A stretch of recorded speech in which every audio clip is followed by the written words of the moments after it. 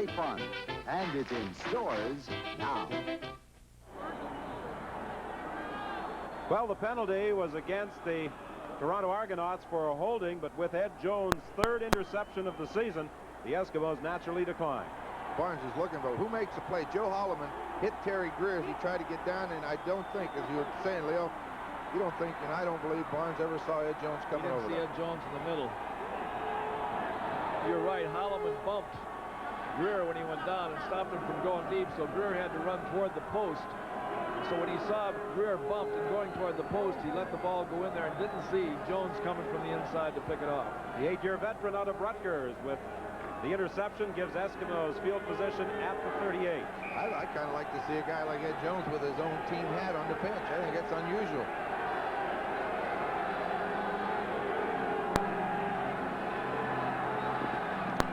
Coming out of the backfield, Milson Jones will be stopped about a yard short of the first down. I think Waddell Smith thought he was open on that one.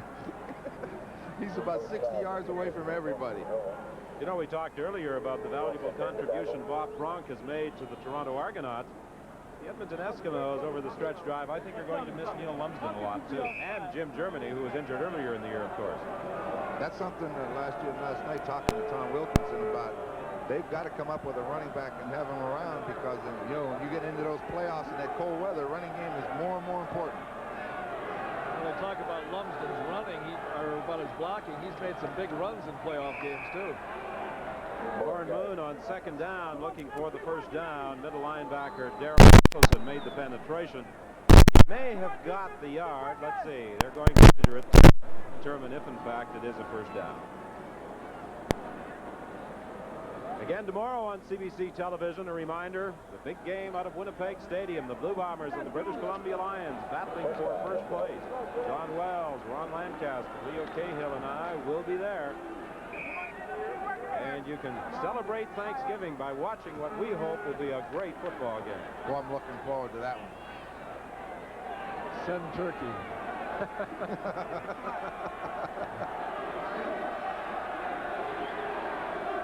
First and 10 from the 49. Moon for Kelly, incomplete. Oh, you do not see that very often. He put a great move on Leroy Paul. He started to break it out, took off deep again and turned, and the ball's right there, and he dropped it. As you say, I don't know if I've ever seen him do that. Just drop it that easy. So it's second and 10 now from the 49. Old spaghetti legs, Jackie Parker, the player of the half century in the Canadian Football League. Parker really looks excited, huh? Never shows much emotion over there, does he?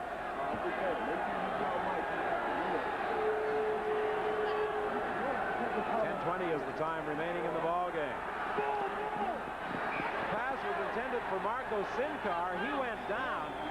I'm not sure whether he tripped on his own or got tangled up with Wilson, but he was down, and the Eskimos are forced to kick it away. Well, Moon read a blitz coming, and those defensive backs were right up crowding them, right up close to him on the line of scrimmage. It's hard to tell whether they got tangled up. I couldn't tell. Leo, did you see it? I was watching the guard.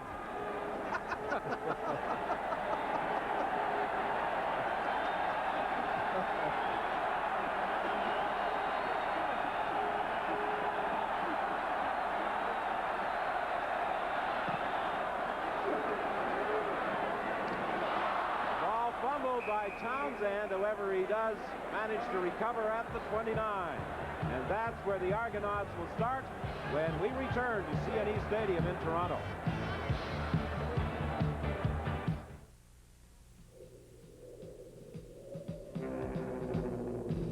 You're in control, I'll drift on by.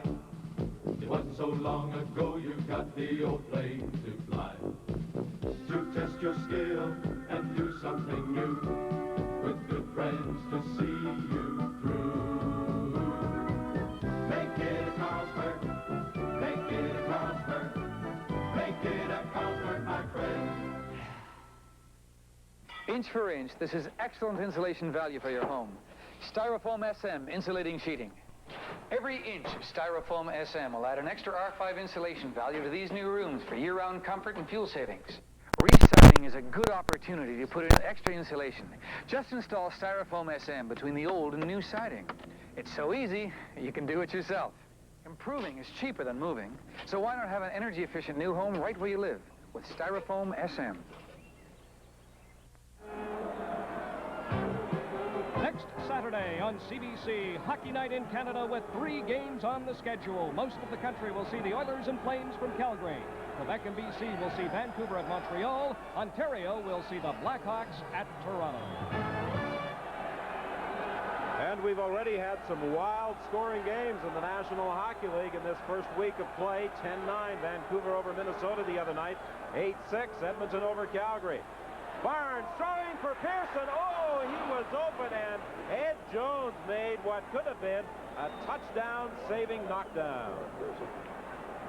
Well, both teams around are doing the same thing. They're rolling one direction and throwing back on an isolation situation on the other direction. That's what makes it important. You look at Joe Barnes, how long he looked over here, and when he turned back, he had Pearson wide open, but watch the play Jones makes. I think he did save a touchdown. Well, he sure did. If he would have just got that thing up a little bit further, it would have been 6. An interception for Ed Jones earlier. He knocked that one down. He has to merit some consideration as our Carling O'Keefe defensive game star. Barnes is going down, caught by Dale Potter. Now, we talked earlier about this Edmonton Eskimo team and their capabilities of exploding offensively. They can also play tough defensive football. Watch the blitz come, and watch Potter come free right to the backside of Joe Barnes. He's got 37. Fred is free also. Tell you what, quarterback, you cannot throw it now. There's nothing you can do about it. You talk about defense, you talk about stunts.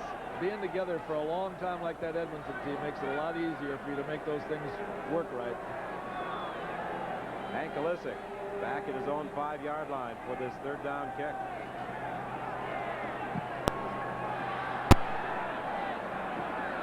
Hayes takes it back at the 43. Nowhere to go.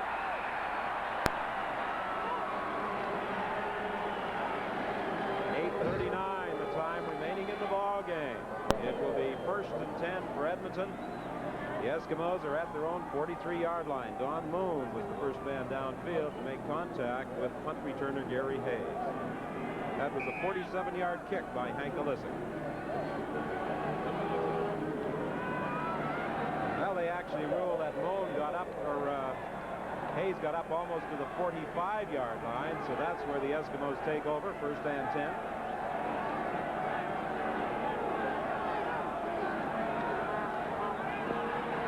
Moon dumping it off to Milson Jones, incomplete.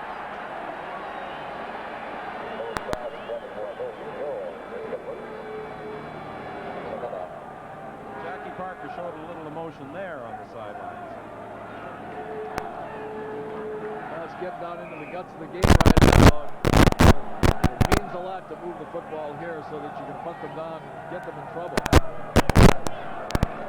2nd and 10, just shy of the 45. 8 minutes remaining in the ball game. 15-12. The Eskimos lead the Argonauts.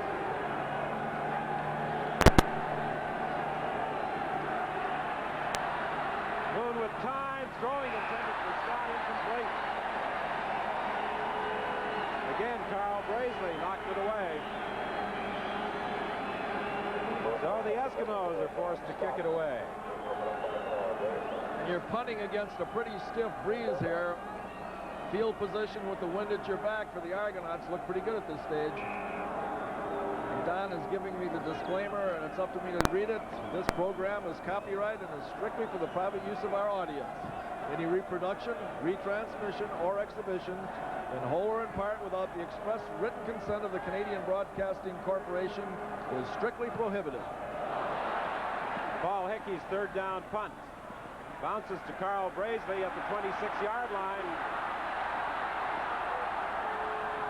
Brazeley unable to go anywhere because of penalty flag. A late hit will be charged, I think, against Mike Durden or Peter Rashenko.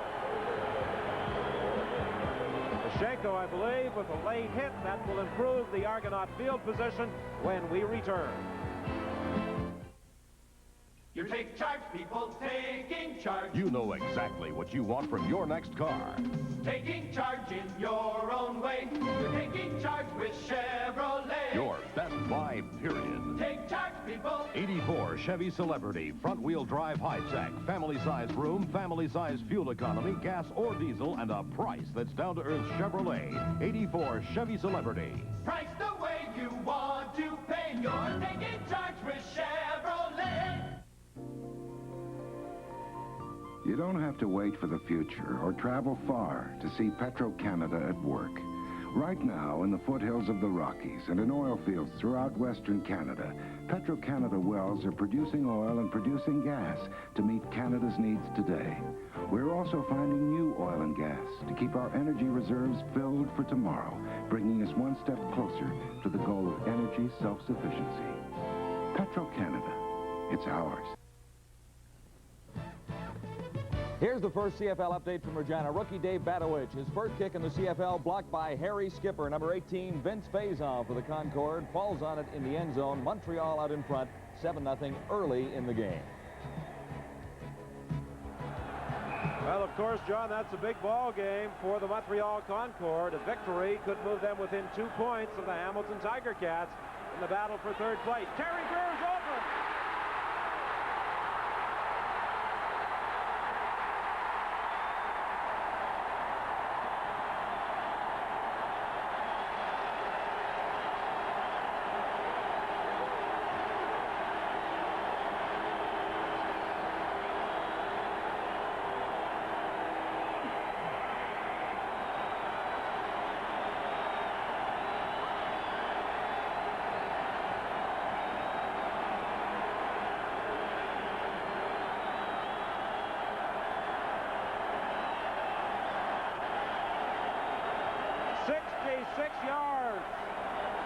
Joe Barnes to Terry Greer for the touchdown.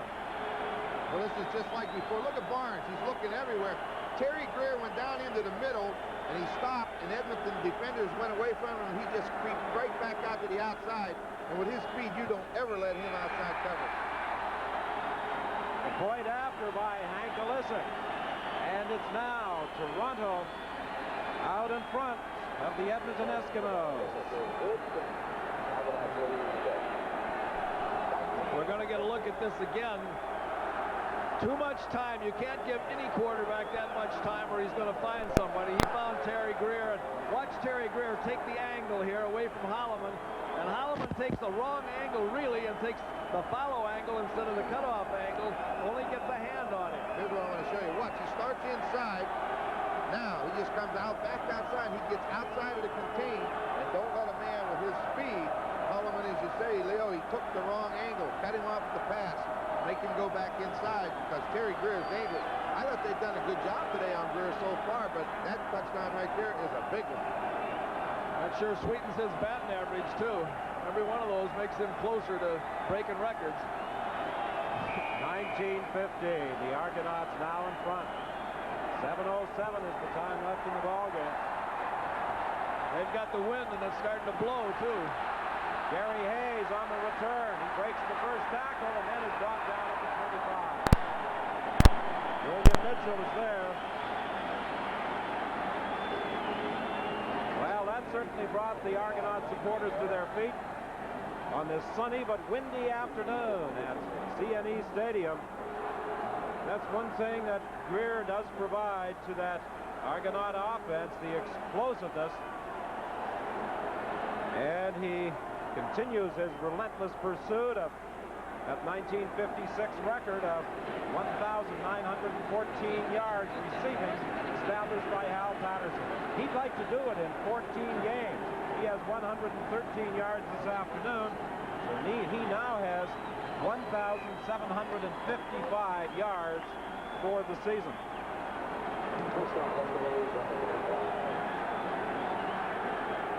First and 10, the Eskimos are at their own 25.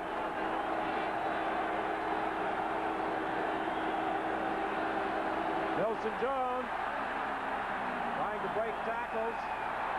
He draws a horde of Argonaut defenders. Gain of about 5 yards before he was driven back. Matt Fatigue was the first to make contact.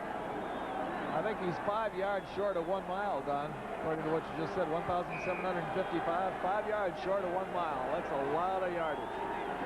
Right, Leo. 1760. You know what you're doing. Don't ask me about it in meters, though, Ron.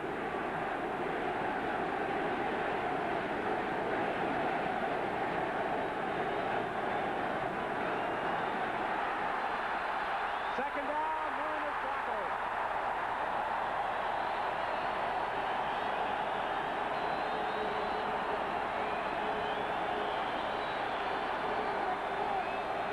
Rick Moore is the man who got through.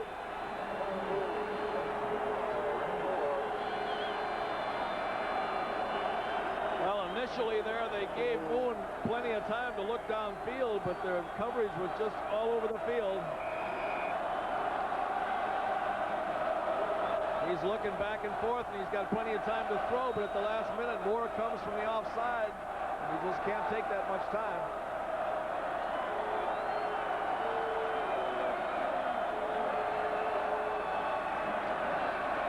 Penalty flag as Hickey launches this third down kick.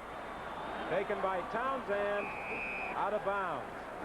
I know this flag back here, and one in the back where the receivers are, there's going to be too many men on the field. See, that's what that guy's job is, to count them. I think the Argonauts are the team with too many men. They had 13 out there.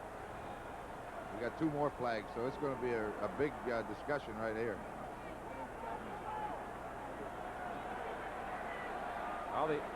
Well, the Argonauts still have 13 players out on the field. That's where your coaches are saying, will you get off of the field, please? Come over here on this side. Now, finally, they Too many men. sent Tony Lawson. Third down repeated. Off the field. It's going to be a repeat of the third down. See, that's what happens. Nobody knows who the extra guy is out there, but I'll tell you one thing. Finally, 77's going to get out here, Lawson. Lawson was still going to stay out there. They were still going to have 13 men out there. That'll drive you crazy. So it's a repeat of the third down. Paul Hickey with a good kick and hangs up there for Carl Brazeley at the 41. And he goes out of bounds at the 44-yard line. 5:09 is the time left.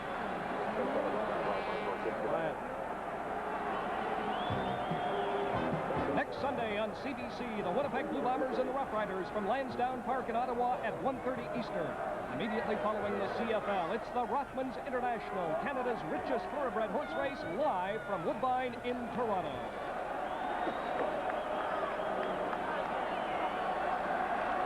Well, in the fourth quarter, Argonaut fans certainly came to life with that scintillating touchdown throw. Joe Barnes and Terry Greer. Barnes on the sidelines for Greer again, but they ruled he was out of bounds. You see those Argonaut players come up and start hollering at the referee. They wanted a late hit on Terry Greer, but watch the great catch. He went down the field and just found a hole in that zone and stopped. And what a throw. Well, Joe Barnes isn't going to rest on his laurels. He's going out and try to score another touchdown. He rolls to his left here and gets it over to Terry Greer on the sidelines. Catches the ball, but they say that he was out of bounds. This time Greer comes out to the right. 2nd and 10. Ball was at the 44. 4:33 is the time left. Quickly over the middle to Emmanuel Tolbert. He'll be very close to a first down. Barnes read that pressure and dumped it off to Tolbert. You saw Dan Kepner getting a running start. That's what he saw. What is Obilovich going to do on this?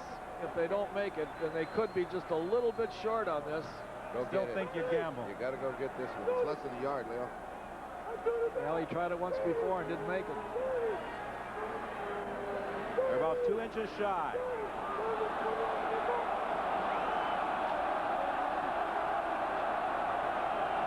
I just saw offensive offensive line coach, Bob Pulse, he came 5 yards out on the field and give them the thrusting motion to go for it.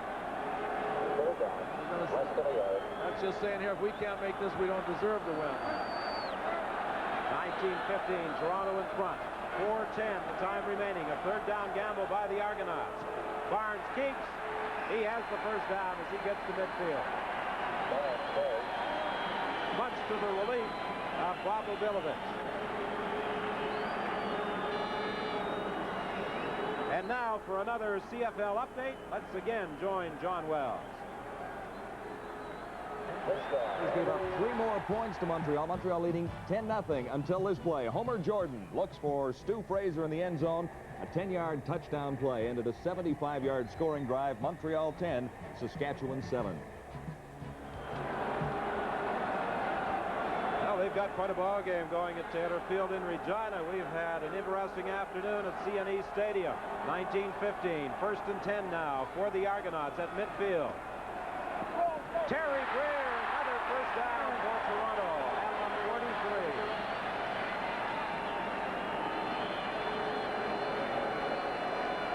I thought the Eskimos had been doing a real good job on Terry Greer, but he sure is becoming a major factor in this ball game in the last 5 minutes.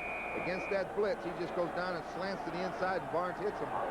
The coverage wasn't bad on it either. It's supposed to be frustrating.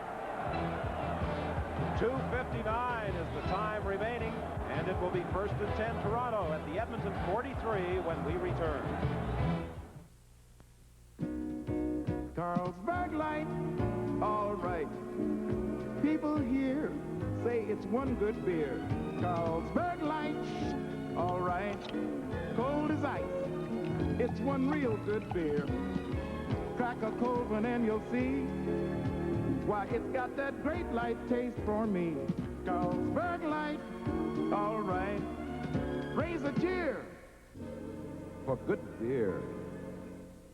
Take charge, people, taking charge. You know exactly what you want from your next car. Taking charge in your own way. We're taking charge with Chevrolet. Your best buy, period. Take charge, people. 84 Chevy Cavalier, new front-end styling, advanced front-wheel drive, high-compression engine, available 5-speed, and a price that's down-to-earth Chevrolet. 84 Chevy Cavalier. Price the way you want to pay. You're taking charge with Chevrolet. Well, our Carling O'Keefe offensive and defensive game stars will be selected at the conclusion of this tussle. And a couple of the prime candidates are right there, Terry Greer and William Mitchell. 1st and 10. Pass complete to Paul Pearson. He was caught immediately. Gary Hayes had him after a pickup of just a couple of yards. For the Edmonton Eskimos, Ed Jones has to merit some consideration.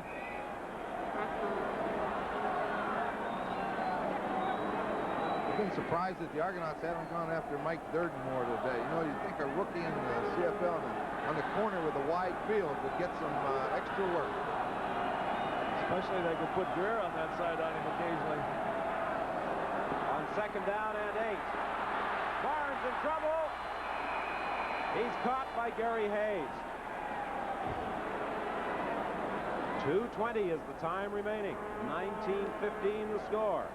Well, Joe Barnes had a lot of time to throw the football, Leo, but we said it's a bootleg away. Durden with excellent coverage on Townsend. He had nowhere to throw the football. What's Gary Hayes coming? That was a big play by Gary Hayes.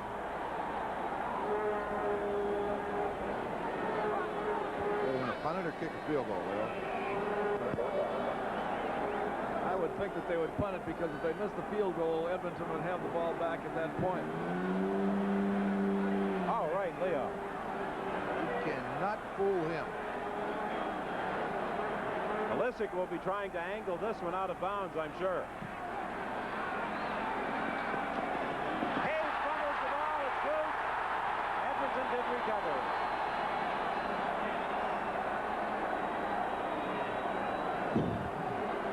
Doesn't come up with that football, it would have been game over. So now we have 2:12 as the time left in the ball game.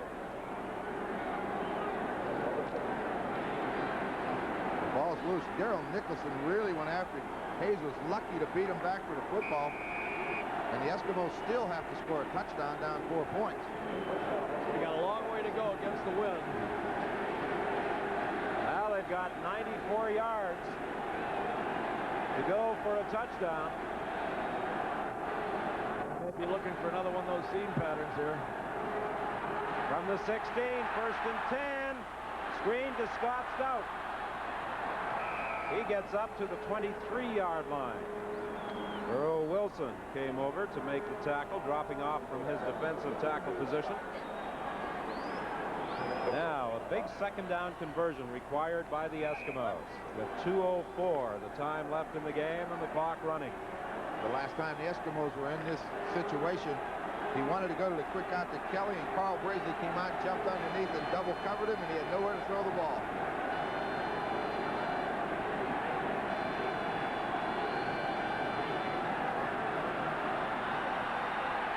Over the middle for Milson Jones, incomplete.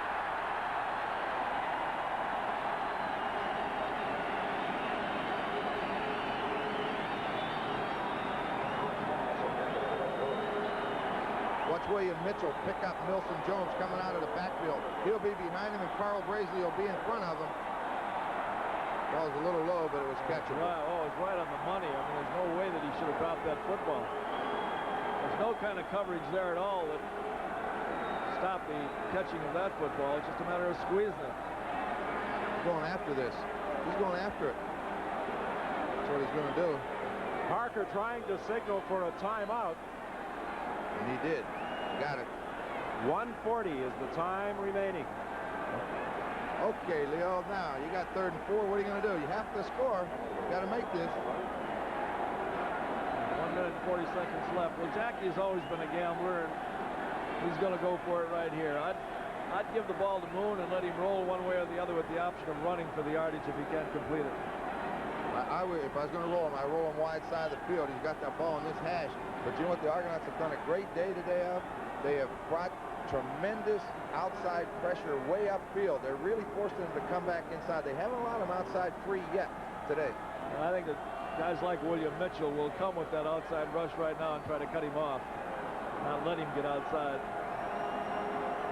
Well, you see the time remaining, 1:40, with the Eskimos calling the timeout. They trail by 4 points. Warren Moon in a final conference with head coach Jackie Parker. And the Eskimos are gambling on 3rd and 4. Ball game could hinge on this play right here. Well, the fans are going to react here. I know they are, so he better call the play on a quick count. They'll be able to hear too well.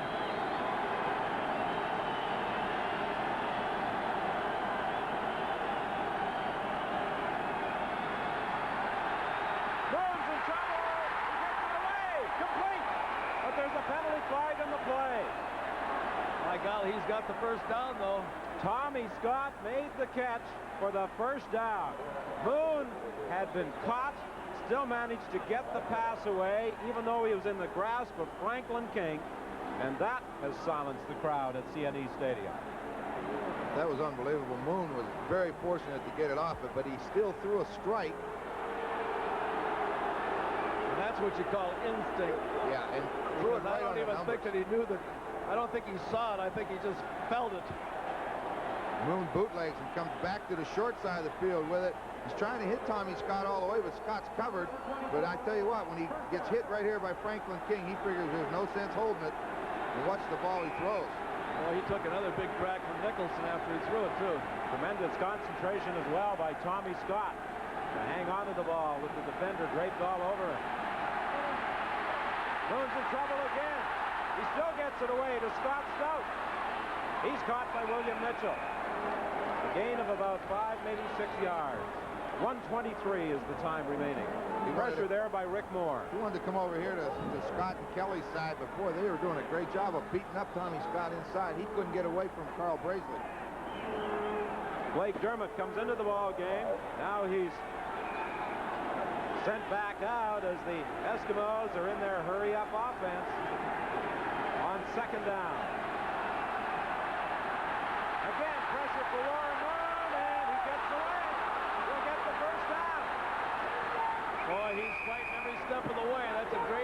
individual effort by Warren Moon. Out to the 53-yard line. When he got out there and that defensive back came up to get him, he put the head down and tried to dent that defensive back after pulling away from about 3 defenders here. Watch him as he comes out, looks downfield, breaks to his outside, cuts back inside 2 or 3 would-be tacklers. Nicholson misses him right there. He tight ropes to the outside, and here he comes down here and puts his head down on Marcellus Green and says, "You're going to take me. You got to take me dead or alive." Into the final minute now of the ball game. 1st and 10 from the 53. Moon throwing deep. Looking for Waddell Smith, incomplete.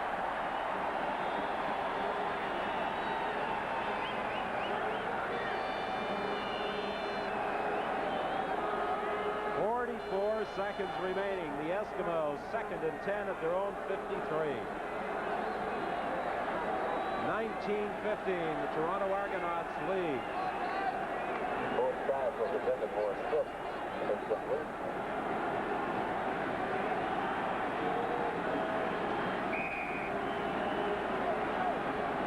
With the incomplete pass, again, the clock will not start until the ball is snapped. What they got to concentrate on right now with 44 seconds is the first down.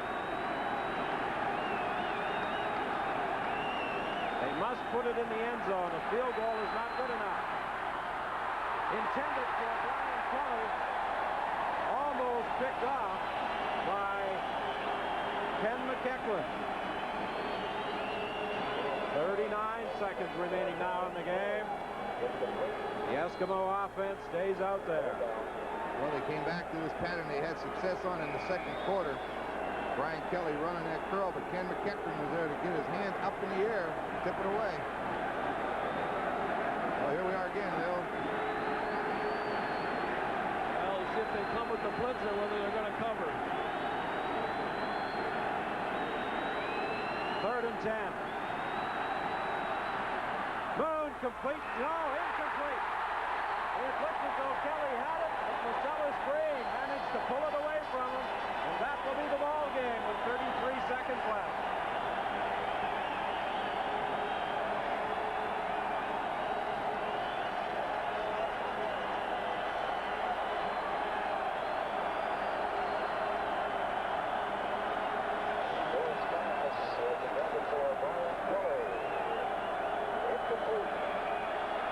Moon sprints left. He's got Brian Kelly down and coming back across the middle. The most reliable receiver he has. A hit by Marcellus Green knocks the ball loose.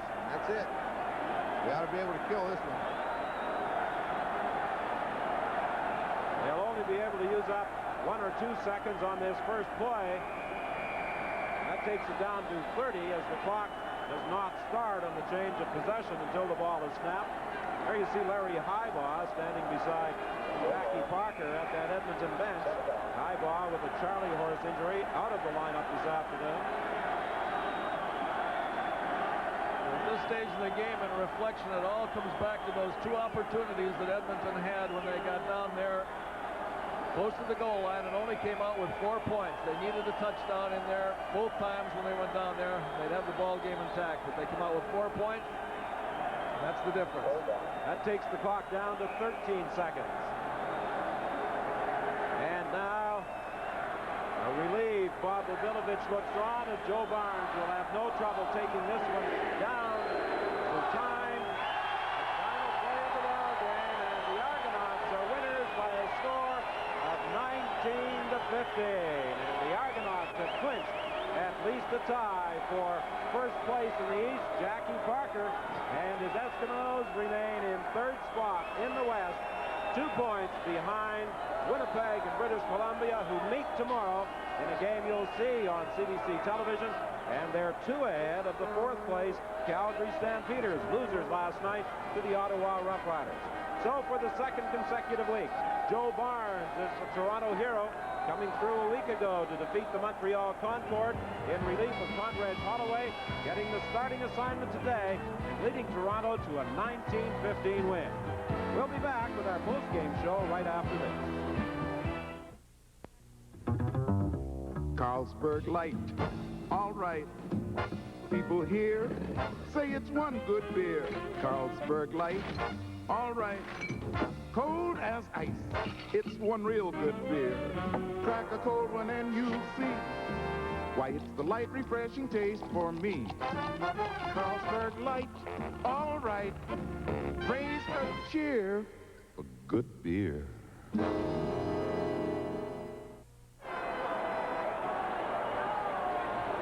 Well, statistically, not much to choose between the two teams in terms of total offense, and not much on the scoreboard either. A 4-point spread with the Toronto Argonauts winning it. And the big play for the Toronto Argonauts, that fourth quarter touchdown strike from Joe Barnes to Terry Greer that provided them with the winning points.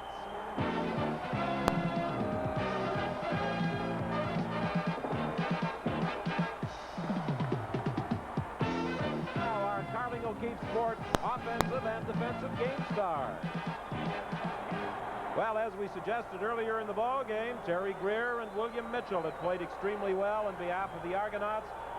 They were our choices. Terry, congratulations. A big touchdown strike for the winning points. All right, thank you. I need to do something. I was having a bad day. It seemed like, could anything go right for me? I was glad to finally make the big play. Well, you certainly came through with a big play. Terry, a tough ball game this afternoon against Edmonton. Early in the ball game, they were doing a pretty good job, I think, in covering you. Well, I can't hear you that good, but anyway, I don't know, early in the ball game, they changed the defensive scheme. We didn't exactly know what they was going to do, and they gave us a little trouble, and I'm just glad we was able to come with a few big plays. Well, Terry, you scored that 66-yard touchdown. You may have trouble hearing us, but you can see the monitor. How would you like to describe this major score? Well, we just caught a little slant inside, and Joe made a good pump, and I just took it back outside. I was just reading Joe, and it was just a foot race to the end zone. And there aren't many defensive backs in the Canadian Football League who are going to catch Terry Greer when he gets a step on them. You went the 66 yards to put the Toronto Argonauts in front. Terry, I know that that 1,914 yards is a mark that you're looking at breaking, the record established by Hal Patterson in 1956. You would like to do it in 14 games as well, wouldn't you? Oh, yes, definitely. So, I mean, Hal Patterson had to be a great receiver to accomplish such great deeds in, I guess, only, 14 games. And I'll be very pleased if I could do it in 14. But if not, you know, it don't make a difference as long as we win it. Well, Terry, it looked to me like at times that Barnes was rolling away from you and then coming back to you and trying to get you one-on-one on the offside. Was that a planned thing? Well, it was planned. The whole defensive scheme, they would roll to any side we would roll. They would roll to our motion, and they just left the backside one-on-one, and we finally realized that and came back to it a few times. I think they were doing the same thing on you, too, weren't they? Oh, yes, definitely. Did they do anything differently to you out there today? Did they try any special coverage because of the success you've had this year? Oh, yes, definitely. I think they each side I go to, everyone we call it zero, and they would just roll everybody over to that particular side. It just gave us a lot of problems in the first half. I think they was trying to cut me out of the offense. Did you notice much double coverage early in the ball game?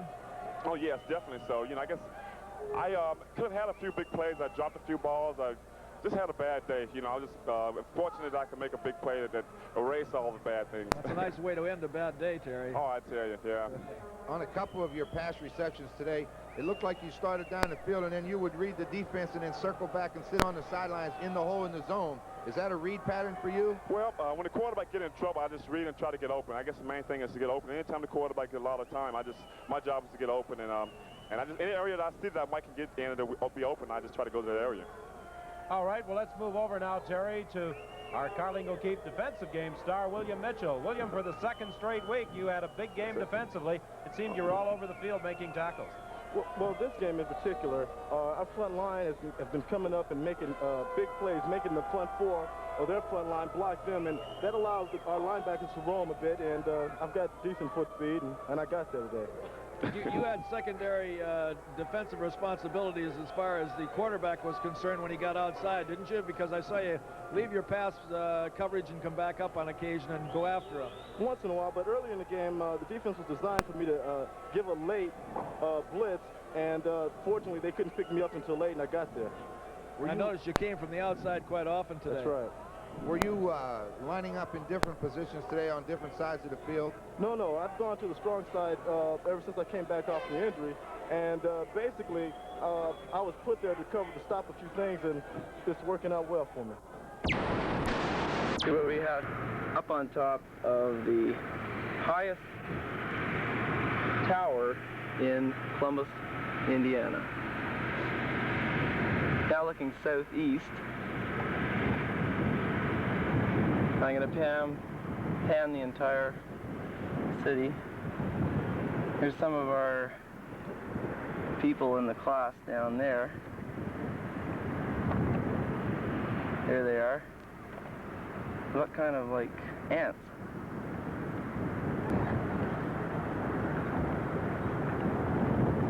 What we're going to try to look for is some kind of visual, maybe open space or green space connections.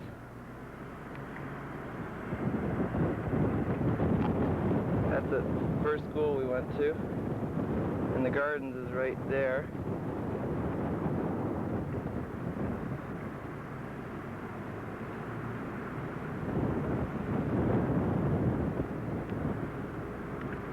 Out in the distance,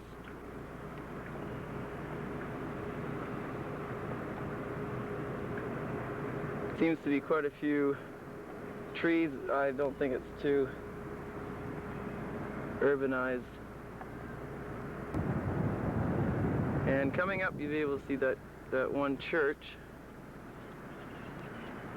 There it is right there. And it's quite far away. We're into farmlands and forests.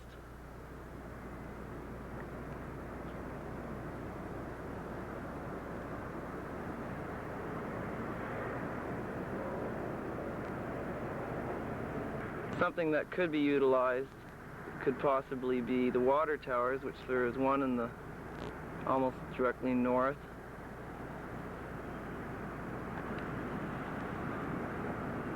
One here, northeast. Another one way down. One here.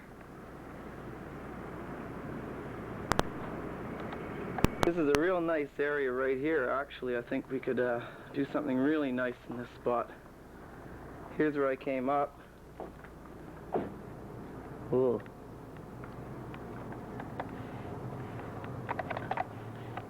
Forget it. From the north side, the northwest corner of the tower. And as we're looking down, we see the sculpture again.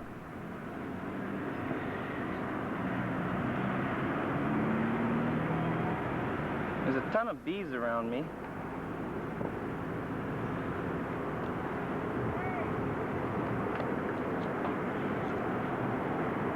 And there's Lorenzo. Have to zoom in on his head. He's waving down there. Look around here.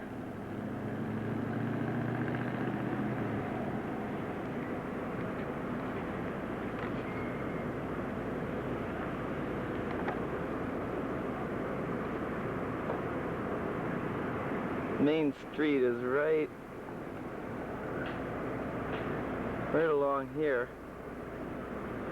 Those buildings right here are all on the main street.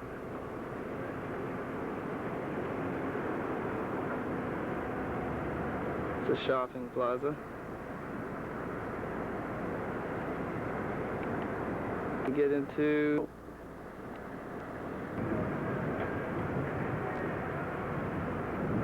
down there.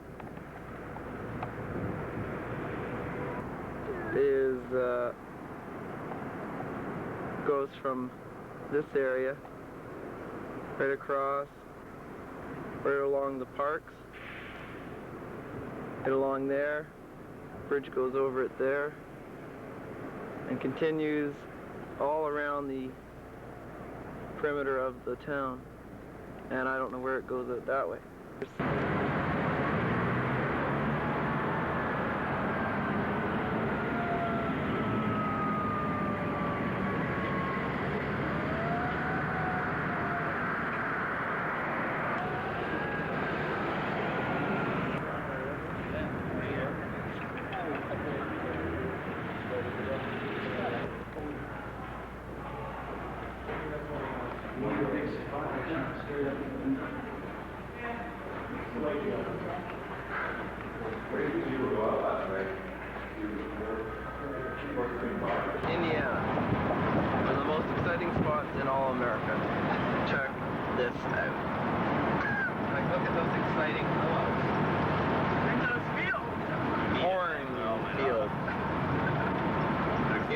Oh, the taste of corn. Slight